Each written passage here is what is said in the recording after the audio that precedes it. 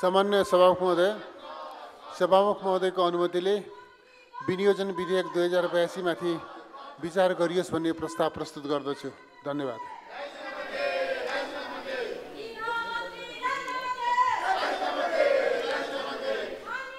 माननीय सदस्यहरू, अब विनियोजन विधेयक 2082 माथि विचार गरियोस् भन्ने प्रस्तावमाथि अर्थात् विधेयकमाथिको सामान्य छलफल प्रारम्भ हुन्छ। यस छलफलमा विधेयकको सैद्धान्तिक पक्षमा मात्र छलफल हुने व्यवहार अनुरोध गर्दछु। माननीय सदस्यहरू, उक्त छलफलमा भाग लिन चाहनुहुने माननीय सदस्यहरूले आफ्नो नाम सभामुखको डायससँगै बसेका कर्मचारीहरूलाई 5 मिनेटभित्र उपलब्ध गराइदिनु हुन अनुरोध गर्दछु। छलफलमा भाग लिन चाहनुहुने प्रत्येक माननीय सदस्यहरूलाई 3 मिनेटको समय निर्धारण गरिएको छ। सर्वप्रथम माननीय सदस्य दामोदर पौडेल बैरागीलाई समय दिन्छु।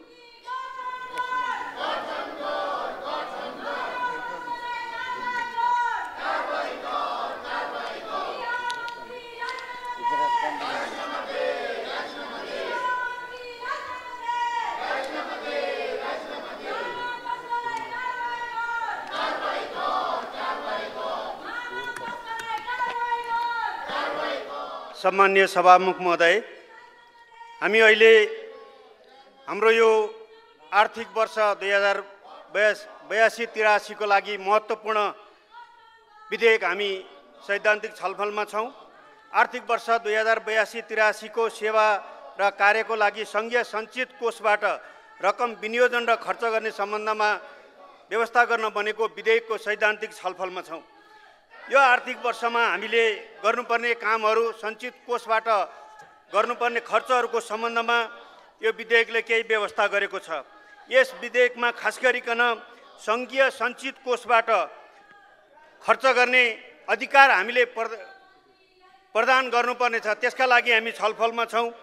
त्यसैगरी विभिन्न निकायले गर्ने सेवा र कार्यहरूको निमित्त विनियोजन गर्ने व्यवस्था पनि हामीले प्रत्यायोजन गर्नुपर्नेछ। त्यो अधिकार प्रदान गर्नुपर्नेछ त्यो व्यवस्थाको। त्यसैगरी यसमा रकमान्तर तथा स्रोतान्तर गर्ने व्यवस्थाका लागि पनि हामीले प्रस्ताव गरिएको छ। त्यसको पनि हामीले चाहिँ कार्यान्वयनमा लैजानुपर्नेछ। त्यसैगरी अन्तर सरकारी वित्त हस्तान्तरण सम्बन्धी व्यवस्थालाई पनि हामीले व्यवस्थित गर्नुपर्नेछ। त्यो सम्बन्धी पनि हामीले यो अर्थ विधेयकलाई अगाडि बढाउनु पर्नेछ, पास गरेर अगाडि जानुपर्नेछ र यो आर्थिक चलायमान गर्नुपर्नेछ। त्यसैगरी आयोजना वा कार्यक्रम कार्यान्वयन सम्बन्धी विशेष व्यवस्था सम्बन्धी विषयलाई पनि हामीले अगाडि बढाउनु पर्नेछ। त्यसका लागि पनि हामीले यो अर्थ विधेयकलाई यो सदनबाट अगाडि बढाएर बजेटलाई कार्यान्वयन गर्ने दिशातर्फ हामी जानुपर्नेछ। त्यसैगरी आन्तरिक लेखा परीक्षण गर्ने, त्यसको प्रतिवेदन तयार गर्ने र लेखाङ्कन गर्नेसँग सम्बन्धित व्यवस्थापन पनि हामीले गर्नुपर्नेछ। यी यावत चिजहरू व्यवस्थापनका लागि हामीले यो विधेयकलाई पारित गरेर अनि हाम्रो बजेटलाई चलायमान गराउनु पर्नेछ।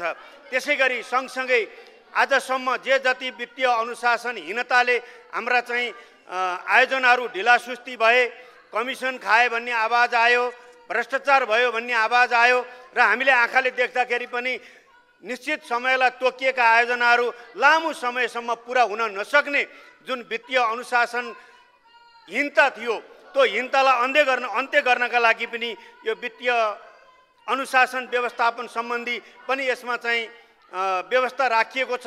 त्योसँग पनि हामीले सम्बन्धित रहेर यो विधेयकलाई हामीले पारित गर्नुपर्नेछ। त्यसैगरी हामी जनप्रतिनिधिहरू छौँ, विभिन्न हिसाबले हामी निर्वाचित भएर आएका छौँ। हामीले हाम्रो घोषणा पत्रमा जनतालाई ऐन कानुन निर्माण गर्दछौँ, संविधान कार्यान्वयन गर्दछौँ, सही ढङ्गले सुशासन दिन्छौँ भन्ने कुरासँग सँगसँगै हामी विकास निर्माणको काम पनि अगाडि बढाउने छौँ भनेर हामीले प्रतिबद्धता जाहेर गरेका छौँ। तर अहिले हाम्रो व्यवहारमा के देखिएको छ भने हामी जनप्रतिनिधिहरू एउटा कागज बोकेर मन्त्रालय जानुपर्ने, कर्मचारीहरूसँग मन्त्रणा गर्नुपर्ने र मन्त्रीहरूको ढोका ढोकामा घर घरमा पुग्नुपर्ने, मन्त्रीका पिएहरू, मन्त्रीका आफन्तहरूसँग हामीले सेवाढोक गर्नुपर्ने जुन खालको परिस्थिति छ, त्यो परिस्थितिलाई समेत अन्त्य गर्ने गरी यो विधेयकमा चाहिँ यो विधेयकमा व्यवस्था गर्न सक्यो भने अझै राम्रो मान्य हुन्छ भन्ने सदस्य, हामीलाई यहाँको समय लागेको सकिन्छ। छ। त्यसैले यतातर्फ पनि म माननीय उपप्रधानमन्त्री तथा अर्थमन्त्रीज्यूको विशेष ध्यान आकर्षण गर्न चाहन्छु र यो विधेयकको पूर्ण समर्थन गर्दै आफ्नो भनाइ टुङ्ग्याउन चाहन्छु। धन्यवाद, नमस्कार।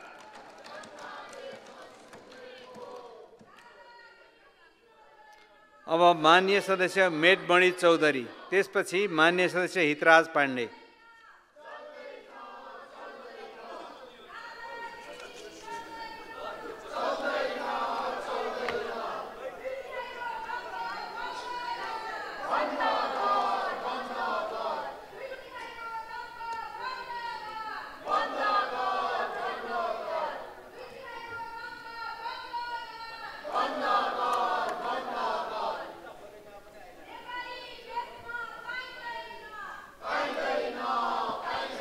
सम्माननीय सभामुख महोदय, यो सङ्घीय सञ्चित कोषबाट खर्च गर्ने गरी जुन विनियोजन विधेयक प्रस्तुत भएको छ, यसलाई म ठिकै अथवा एउटा नियम बनाएर कानुन बनाएर जुन खर्चको तयारी गरिरहेको छ यसलाई ठिकै रूपमा मैले लिएको छु।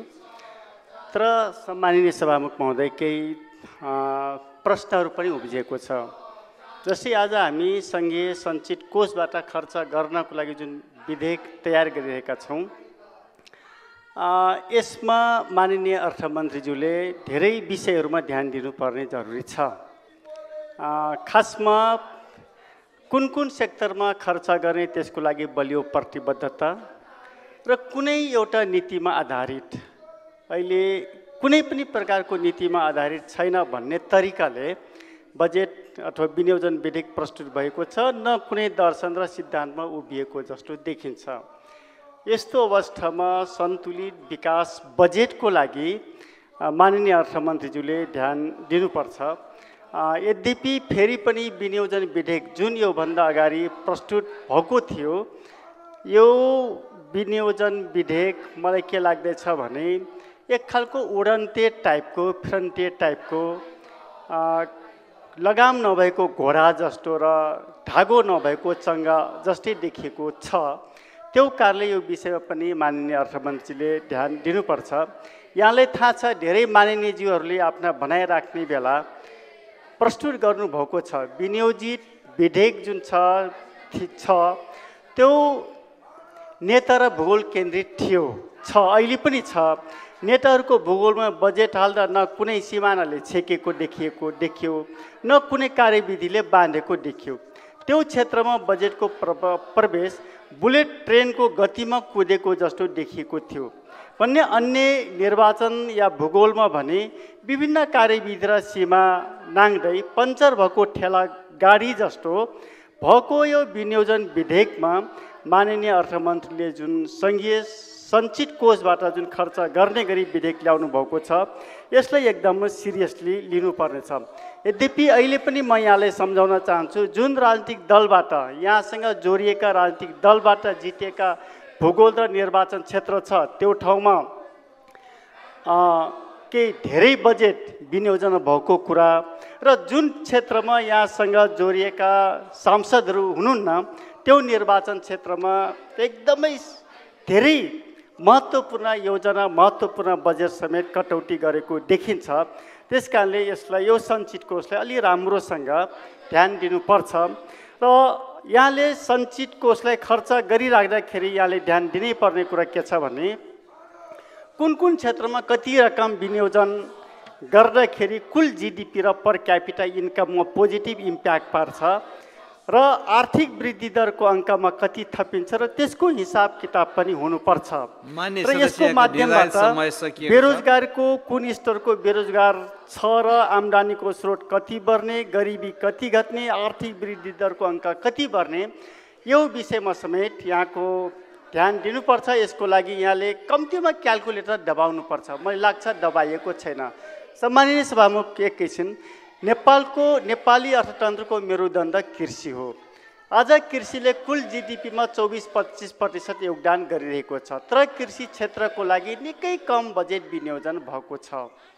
अहिले बानो छरेर मुरी फलाउने समयमा किसानहरूको प्रत्येक दिन मलको लागि राजधानी नभए कृषि सामग्री संस्थानमा धाउँछन्, रासायनिक मल पाउँदैनन्। उन्नत बिउ बिजनको त कुरै छैन, सिँचाइ छैन, उत्पादन भइहाले पनि बजार भावको ग्यारेन्टी छैन। यस कारणले यो सञ्चित रकमलाई विनियोजन गर्दाखेरि यो विषयमा समेत ध्यान दिनुपर्छ। हाइड्रो पर्यटन पनि धेरै महत्त्वपूर्ण विषय हो, यसलाई पनि ध्यान केन्द्रित गर्नुपर्छ। धन्यवाद। माननीय सदस्य हितराज पाण्डे, त्यसपछि माननीय सदस्य छिरिङ डमडुल लामा भोटे।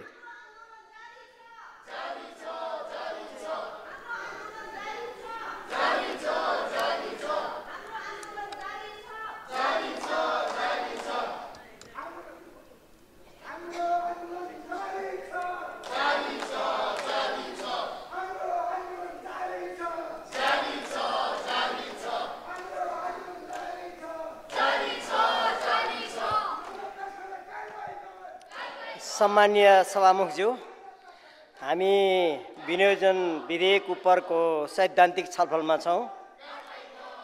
म सम्मानीय सभामुखज्यू मार्फत माननीय अर्थमन्त्री र सिङ्गो सरकारलाई बजेट बारेको छलफललाई अझ व्यवस्थित बनाउनको लागि अहिले जसरी वेलमा यो सदनको चौथो दल आफ्ना विरोधका विषयवस्तु राखिरहेको छ, उहाँहरूलाई पनि सहभागी हुने गरेर थप छलफल गर्न म आग्रह गर्दछु र म यो आफ्नो विषयवस्तु राख्न चाहन्छु। विनियोजन विधेयकबारे मैले कुराकानी गर्दा सबभन्दा मुख्य विषयवस्तु हामी अहिले सङ्घीयतामा छौँ। सङ्घीयताको मर्मअनुसार प्रदेश र स्थानीय सरकारलाई समानीकरण अनुदान र वित्तीय हस्तान्तरण बढाउँदै लैजानु पर्ने हो। तर यो विनियोजनमा त्यसो गरिएको पाइएको छैन। यस कारणले म यो विधेयकले हाम्रो सङ्घीयतालाई अझ व्यवस्थित बनाउने देख्दिनँ। यो सैद्धान्तिक रूपमा नै यो बेठिक छ भन्ने मलाई लाग्छ। यसको साथसाथै म यो विनियोजनमा सैद्धान्तिक रूपमा नै सन्तुलित रूपमा चाहिँ विनियोजन हुनुपर्ने हो, तर सन्तुलित देखिँदैन। यो देशको आवश्यकता अनुसार जुन क्षेत्र सबभन्दा पछाडि परेको छ, जहाँ गरिबी छ, त्यहाँ बजेटलाई केन्द्रित गर्नुपर्ने ठाउँमा यो विनियोजन त्यस्तो भएको देखिएको छैन। अर्को विषयवस्तु म सैद्धान्तिक रूपमा के पनि उठाउन चाहन्छु भने हामीले हाम्रो देशलाई विकसित गर्नको लागि, हामीले हाम्रो उत्पादन वृद्धि गर्नको लागि, रोजगारीलाई सिर्जना गर्नको लागि हामीले हाम्रा खानीहरू, त्यो चाहे त्यो फलाम होस्, चाहे त्यो तामा होस्, चाहे त्यो रुबी होस्, अथवा यस्तै खनिजहरूमा हामीले हाम्रो जो विनियोजनलाई केन्द्रित गर्नुपर्ने थियो त्यो पनि यसमा भइरहेको देखिँदैन। यसका साथसाथै हामीले समानुपातिक समावेशिताको जो कुराकानी गरेका छौँ, बजेटको विनियोजन पनि महिला, दलित, उत्पीडित क्षेत्र, समुदाय केन्द्रित हुनुपर्ने त्यस्तो खालको पनि यो भएको मलाई देखिँदैन। यसको साथसाथै सुशासन, सामाजिक न्यायका क्षेत्रमा पनि यो विनियोजन त्यति राम्रोसँग काम गर्न नसकेको मलाई लाग्छ र यो विनियोजनले 16औं पञ्चवर्षीय योजनाको मूल चाहिँ जो नीति छ त्यो नीतिलाई पालन गर्ने गरेर हाम्रा कयौं लक्ष्यहरू छन्, हामीले ती लक्ष्यहरूलाई भेट्ने गरेर लैजानु पर्ने यस्तो खालको पनि यो विनियोजनमा आएन। म माननीय अर्थमन्त्रीज्यूलाई के आग्रह गर्दछु भने हाम्रो देशको भूगोल अनुसार त्यो हिमाली क्षेत्र, पहाडी क्षेत्र, तराई मधेस क्षेत्र, यो तीनटैको सन्तुलनलाई मिलाएर यो विनियोजनलाई व्यवस्थित गर्न आवश्यक छ। यो व्यवस्थित यसरी गर्न सकिएन भने हामीले हाम्रो समग्र बजेटले जुन लक्ष्य हासिल गर्नुपर्ने हो, जसरी उत्पादन वृद्धि गर्नुपर्ने हो, यसरी गर्न नसक्ने कुरा राख्दै म यसका लागि यो बजेटले त्यो उद्देश्य पुरा गर्न सक्दैन भन्ने कुरा राखेर आफ्नो भनाइलाई अन्त्य गर्दछु। धन्यवाद। माननीय सदस्य छिरिङ डमडुल लामा भोटे, त्यसपछि माननीय सदस्य रामकुमार राई।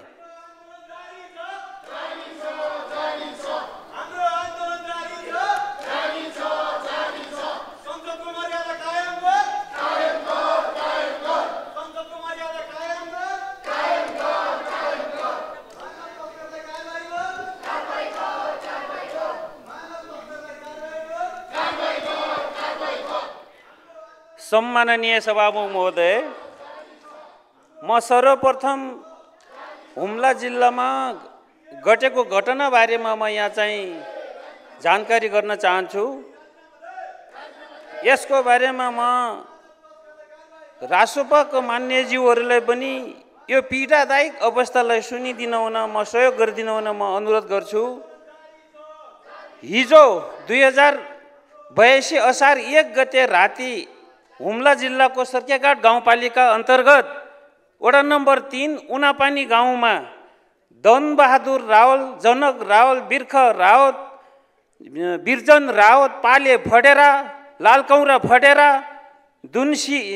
दुधशिला फडेरा, बाटुली फडेरा लगायतको 8 जनाको घर पूर्ण रूपमा आगो लागेर छेदविच्छेद भएको छ भने साथै अरू 5 वटा घर आंशिक रूपमा क्षति भएको छ। यस क्षतिप्रति म आफै दुःख व्यक्त गर्दै यहाँ मार्फत नेपाल सरकार, सङ्घ सरकार, प्रदेश सरकार र स्थानीय सरकारलाई पनि म आग्रह गर्न चाहन्छु यथाशीघ्र उहाँहरूको उद्धार, राहत र पुनर्स्थापनाको लागि म जोडदारको साथ माग गर्न चाहन्छु।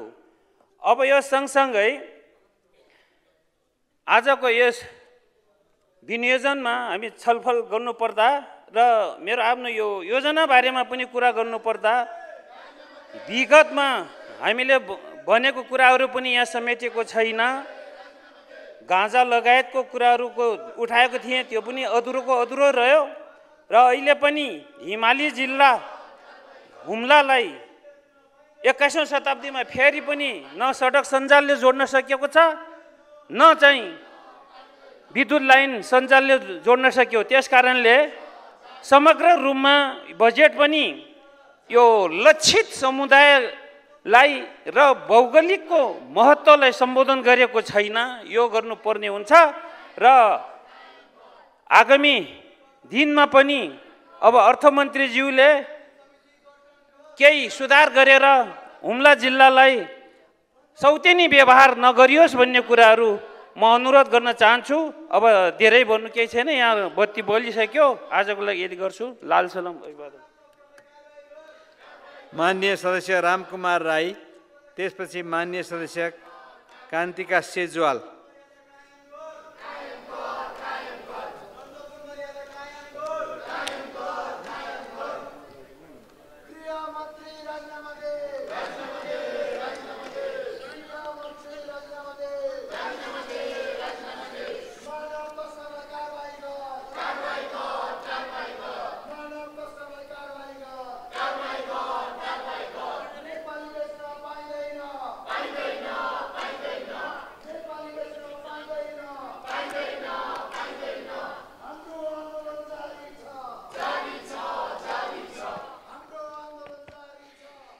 सम्माननीय सभामुख महोदय,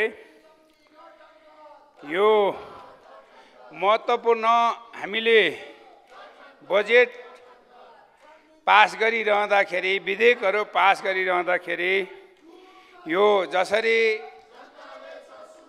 यो सदनको चौथो दल रासपाले विरोध गरिरहेको छ, यो वास्तवमै हाम्रो नियमावली अनुसार वा सदन सञ्चालन अनुसार बैठक भइरहेको छ। यसलाई वातावरण अझ पनि बनाउनको लागि म सभामुखज्यूको म ध्यान आकर्षण गर्दछु। आज यो सञ्चित कोष बारे जसरी सरकारले विनियोजन विधेयक ल्याइरहेको छ, जति प्राथमिकता दिनुपर्ने विषयहरूमा प्राथमिकता पुगेको छैन। हामीले विगतमा पनि भन्दै आएको छौँ, उठाउँदै आएको छौँ। यो देशमा रोजगारको लागि, बेरोजगारीहरूलाई रोजगार बनाउनको लागि उद्योगहरू सञ्चालन हुनुपर्छ र उद्योगहरू सञ्चालन हुँदा मात्रै रोजगार स्थापना गर्न सकिन्छ भनेर हामीले भन्दै आएका थियौँ। कृषिलाई चाहिँ अब त्यही ढङ्गले प्राथमिकता दिनुपर्छ भनेको थियौँ। आज हामीले यो जुन गाँजा खेतीको कुरा गर्दाखेरि वास्तवमा यो कटिएर आयो। त्यो सँगै मदिरा उद्योगको चाहिँ अब कुराहरू थियो, मदिरा उद्योगलाई पनि प्राथमिकता दिएन। जस्तै महावीर पुन जस्ता चाहिँ अब वैज्ञानिकले जसरी किताब बेचेर पैसा उठाइरहेको छ, यो चाहिँ अब विनियोजनमा उहाँ जस्तो चाहिँ अब वैज्ञानिकहरूलाई बजेट छुट्याउनु पर्थ्यो, त्यो छुट्याइएन। त्यो सँगै भूगोल र चाहिँ अब भूगोलहरूलाई मिलाइएको छैन। जहिले पनि पहाडी क्षेत्रलाई अत्यन्तै चाहिँ अब हेला गरिन्छ। जहिले पनि चाहिँ अब आफ्नो क्षेत्रमा मात्रै चाहिँ अब बजेटहरू केन्द्रीकरण गरिएको छ। यो चाहिँ अब अझ पनि अर्थमन्त्रीज्यूले यो विनियोजन विधेयकबाट मिलाइयोस् भन्ने कुरा म राख्न चाहन्छु। लाल सलाम, धन्यवाद। माननीय सदस्य कान्तिका सेजवाल।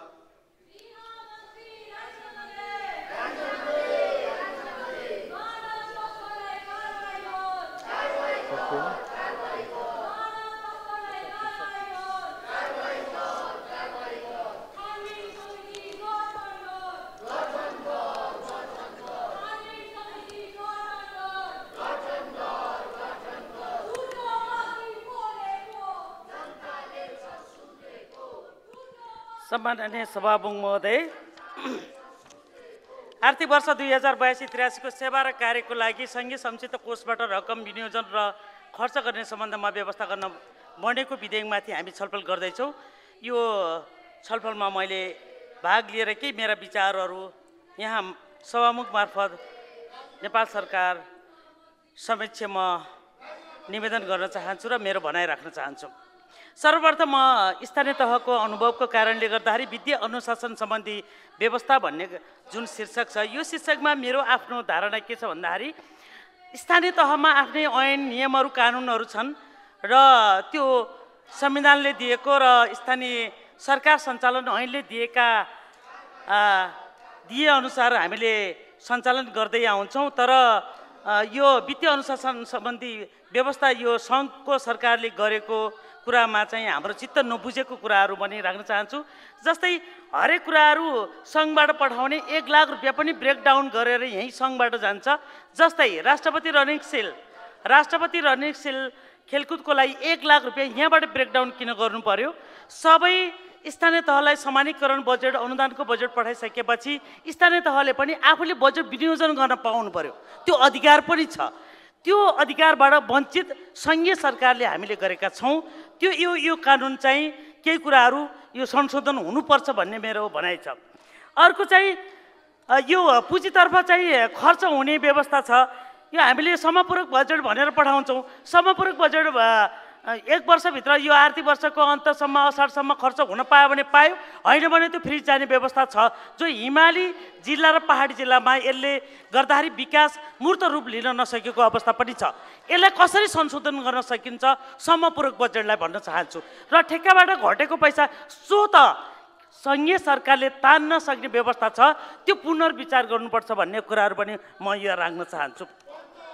त्यस्तै गरेर यो हामीले नेपाल सरकारले अब अति आवश्यक कुराहरू हामीले ऐनमा चाहिँ व्यवस्था गर्न सक्ने सङ्घीय सरकारले त्यही लादेर स्थानीय तहलाई लादेर यो गर भन्नुभन्दा पनि छुट्याएको बजेट स्वस्फूर्त खर्च गर्न दिने ठाउँमा हामी त्यो खर्च गर्न नदिएको। सबै बजेट चाहिँ हामीले असाढमा पनि तान्दिने, मङ्सिरमा रकामन्त्र गर्दा पनि तान्ने, स्थानीय तहलाई बाइपास गर्ने, स्थानीय तहको आवश्यकता अनुसार हामीले काम गर्न दिँदैनौँ। यसमा हामीले पुनर्विचार गर्नुपर्छ र नयाँ नीति विधि कसरी ल्याउन सकिन्छ भन्ने कुराहरूमा अर्थ मन्त्रालयले फेरि पनि सोच्नुपर्छ भन्ने मलाई लाग्छ।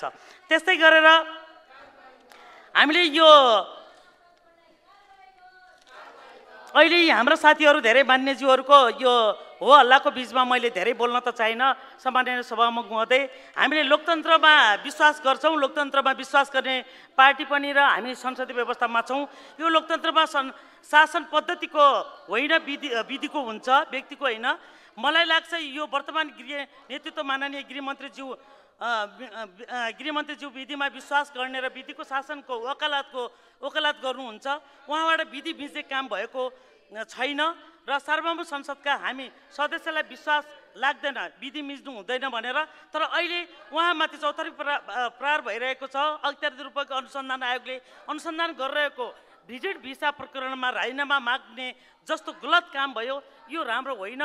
अर्कोतर्फ प्रसारित पत्रकारको आधारभूत मूल्य मान्यता र आचरण विपरीत प्रसारित समाचारका विरुद्ध कानुनी हक खोज्दा समेत गृहमन्त्रीज्यूलाई मुझ्ने काम भएको छ। त्यति मात्र होइन, माननीय परराष्ट्र मन्त्रीज्यूलाई समेत अनावश्यक आरोप लगाएर बदनाम समेत गर्ने काम भएको छ। यसले लोकतन्त्र र विधिको शासनलाई राम्रो हुँदैन। संविधान र कानुनले काम गर्न दिएका संरचनालाई निर्वाध रूपमा काम गर्न दिनुपर्छ भन्ने कुरा सम्माननीय सभामुखज्यू मार्फत नेपाल सरकारको ध्यानाकरण आकर्षण गराउन चाहन्छु। धन्यवाद। जय नेपाल।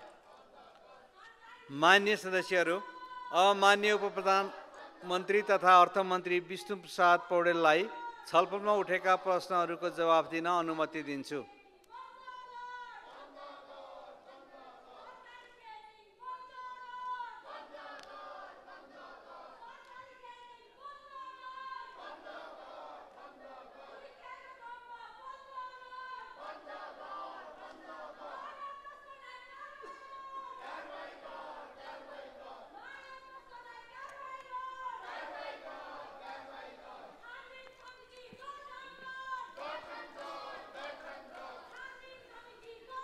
सामान्य सभामुख महोदय,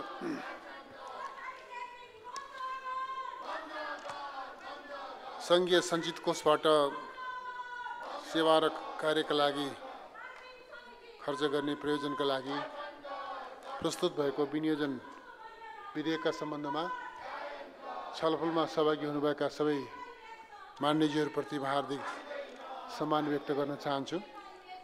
मैले यस विषयमा धेरै कुरा राख्नुपर्ने आवश्यकता मैले महसुस गरेको छैन।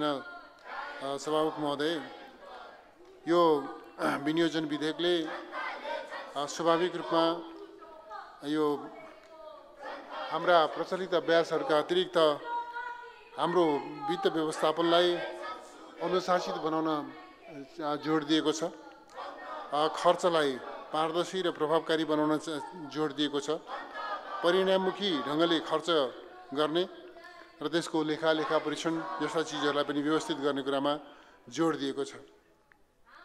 र खास गरिकन मान्यज्यूले जे विषय उठाउनु भएको छ, सन्तुलित विकासको प्रश्न, बजेट अनुशासनको प्रश्न, खर्चको प्रभावकारिताको प्रश्न, यी सबै चिजहरूलाई यसले महत्त्वका साथ जोड दिएको छ। त्यसकारणले सभामुख महोदय, यो मान्यज्यूहरूको एउटा प्रश्न, सांसदको भूमिका के भन्ने विषयमा हामी कहाँ लामो समयदेखि छलफल चल्दै आएको छ। यस विषयमा मलाई लाग्छ हामीहरू सायद अब छलफलको चक्रबाट बाहिर निस्क्यौँ जस्तो मैले ठानेको छु। सभामुख महोदय, मलाई के लाग्दछ भनेदेखि सांसदको भूमिका विधि निर्माण हो र सँगसँगै विकास निर्माण पनि हो। विधि निर्माण र विकास निर्माणको दोहोरो जिम्मेवारी सांसदहरूसँग छ भन्ने म ठान्दछु। हामीले जनता समक्ष जाँदा जे जस्ता प्रतिबद्धताहरू लिएर जान्छौँ, जुन प्रतिबद्धताको आधारमा जनताले हामीलाई निर्वाचित गर्छन्, जनतासँग हामीले गर्ने प्रतिबद्धता विधि निर्माणको पनि छ र सँगसँगै विकास निर्माणको पनि छ। त्यसकारणले विकास निर्माणमा हाम्रा विद्यमान कानुनी व्यवस्थाको सीमाभित्रबाट मान्यज्यूहरूलाई विकास निर्माणमा कसरी जोड्ने भन्ने विषयमा हामीले केही सार्थक अभ्यासहरू गर्दै आएका छौँ। हाम्रा अभ्यासहरू परिष्कृत हुँदै आएका छन् र यो प्रश्नको निरूपण भएको छ भने मैले ठान्दछु। त्यसकारणले सभामुख महोदय, यो चाहिँ विनियोजन विधेयकको चाहिँ विधेयकले हाम्रा चाहिँ यो सेवा र कार्यमा हुने हाम्रो खर्चलाई प्रभावकारी परिणाममुखी बनाउनेछ र विगतका अभ्यासहरूबाट हामीले जुन प्रकारको अनुभव आर्जन गरेका छौँ ती अनुभवलाई समेत बाट समेत यथोचित ढङ्गले शिक्षा लिएर यसलाई चाहिँ समृद्ध तुल्याएको छ। त्यस अर्थमा यस विधेयकलाई अगाडि बढाउन र प्रक्रियासम्म ढङ्गले एउटा निश्चित प्रक्रियाबाट गुज्रिएर यसलाई पारित गर्नका लागि म सम्माननीय सभामुखज्यू मार्फत सभा समक्ष हार्दिकतापूर्वक अनुरोध गर्दछु। धन्यवाद।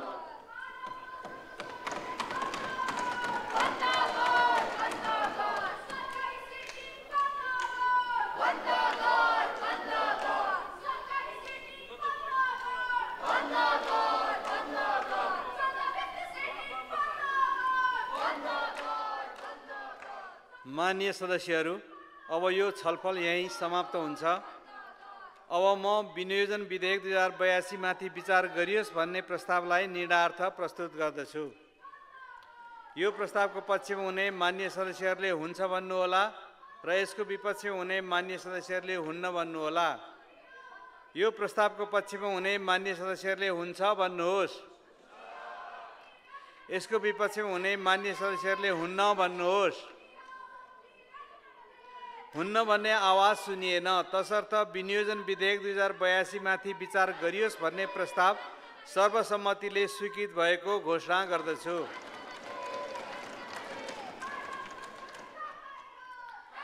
माननीय सदस्यहरू, विनियोजन विधेयक 2082 माथिको विभिन्न मन्त्रालय एवं सचिवालय अन्तर्गतका विभिन्न शीर्षकहरूमाथि छलफल गर्न र सम्बन्धित मन्त्रीले आफ्नो मन्त्रालय एवं सचिवालयसँग सम्बन्धित प्रश्नहरूको उत्तर दिन समेतका लागि यही 2082 साल असार 5, 6 र 7 गतेका दिनहरू तोकेको छु। साथै उक्त छलफलमा दलीय प्रतिनिधित्वको आधारमा विभिन्न मन्त्रालय एवं सचिवालय र सो मन्त्रालय एवं सचिवालयसँग सम्बन्धित विभिन्न शीर्षकहरू अन्तर्गतको छलफलमा भाग लिनुहुने मान्य सदस्यहरूको नाम सम्बन्धित संसदीय दलका पदाधिकारी मार्फत सम्बन्धित मन्त्रालयको विनियोजन शीर्षकहरूमाथि छलफल हुने दिन बैठक बस्नुभन्दा 1 घण्टा अगावै कार्यव्यवस्था शाखा प्रतिनिधि सभा सङ्घीय संसद सचिवालय नयाँ बानेश्वरमा उपलब्ध गराइदिनु हुन अनुरोध गर्दछु। माननीय सदस्यहरू, विनियोजन विधेयक 2082 का विभिन्न मन्त्रालय एवं सचिवालय अन्तर्गतका विभिन्न शीर्षकहरूमाथि प्रतिनिधि सभा नियमावली 2079 को नियम 148 बमोजिम खर्च कटौतीको प्रस्तावको सूचना दिन चाहनुहुने माननीय सदस्यहरूले असार 4 गते दिनको 4 बजेभित्र विधेयक शाखा प्रतिनिधि सभामा दिन सक्नुहुनेछ।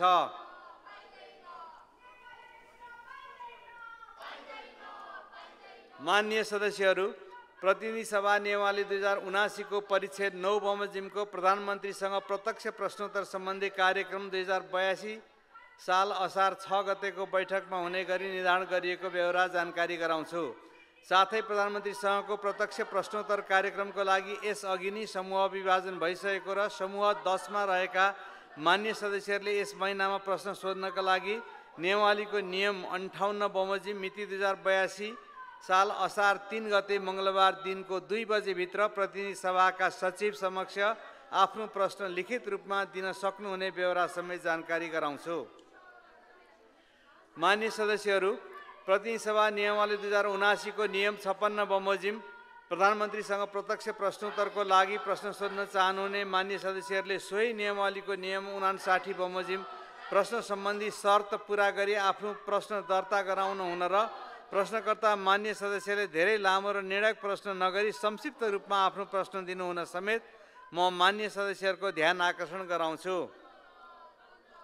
मान्य सदस्यहरू, अब प्रतिनिधि सभाको अर्को बैठक 2082 साल असार 3 गते मङ्गलबार दिनको 1 बजे बस्ने गरी यो बैठक स्थगित हुन्छ।